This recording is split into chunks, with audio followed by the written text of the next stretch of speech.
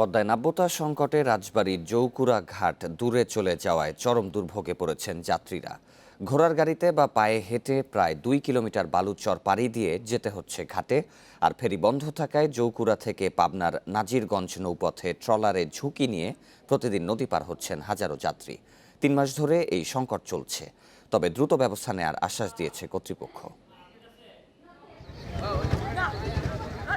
ঘোড়ার গাড়িতে যাত্রী পরিবহন দেখে মনে হবে বহু বছর আগের কোনো দৃশ্য। কেউ পায়ে হেঁটে, কেউ বা ঘোড়ার গাড়িতে এভাবেই যাচ্ছেন পদ্মার ঘাটে। এটি রাজবাড়ীর জৌকুরা ঘাটে যাওয়ার পথ। নাব্যতা সংকটের কারণে ঘাট সরে গেছে 2 কিলোমিটার দূরে, নেই কোনো সংযোগ সড়ক। তাই ঘাটে পৌঁছানোর জন্য ঘোড়ার গাড়ি একমাত্র বাহন। একমাত্র যাতায়াত ব্যবস্থা হলো ঘোড়ার গাড়ি, যা অত্যন্ত কষ্টদায়ক, এবং তাছাড়া ব্যবস্থা একমাত্র পায়ে হাঁটা। এই পথটা আমি মনে করি যারা কর্তৃপক্ষ আছেন, যারা জনপ্রতিনিধি আছেন, এদের অবশ্যই সজাগ দৃষ্টি দেওয়া উচিত। জৌকুরা থেকে পাবনার নাজিরগঞ্জে যাওয়ার এই নৌপথে একসময় ফেরি চললেও নাব্যতা সংকটে 3 মাস ধরে তা বন্ধ। তাই পদ্মা পাড়ি দিতে হচ্ছে ইঞ্জিন চালিত নৌকায়। এতে যে কোনো সময় দুর্ঘটনার আশঙ্কা যাত্রীদের। যাওয়া আসা এত কষ্ট, একটা ব্রিজের দরকার এখানে।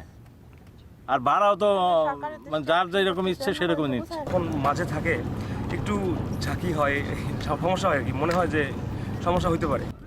কর্তৃপক্ষ বলছে নদীর ঘাট থেকে চরের মধ্যে সংযোগ সড়ক নির্মাণ সম্ভব হচ্ছে না, তবে দ্রুতই বিকল্প উপায়ে ফেরি চালুর চেষ্টা চলছে। নাব্যতা সংকটের কারণে এবং বেশ কিছু ডুবোচর বেশি ওঠার কারণে আমাদের যে ফেরি চলাচল ব্যাপকভাবে বিঘ্নিত হচ্ছে। জৌকুরা প্রান্তে যে আমাদের ফেরিঘাটটি, এটি প্রায় আমাদের সড়ক থেকে প্রায় 1 কিলোমিটার দূরে সরে গেছে এবং আমরা চেষ্টা করতেছি যে নতুন একটি জায়গায় ঘাট স্থাপন করতে। সহজ যোগাযোগের জন্য রাজবাড়ীর জৌকুরা ও পাবনার নাজিরগঞ্জের এই নৌপথটি ব্যবহার করেন স্থানীয়রা।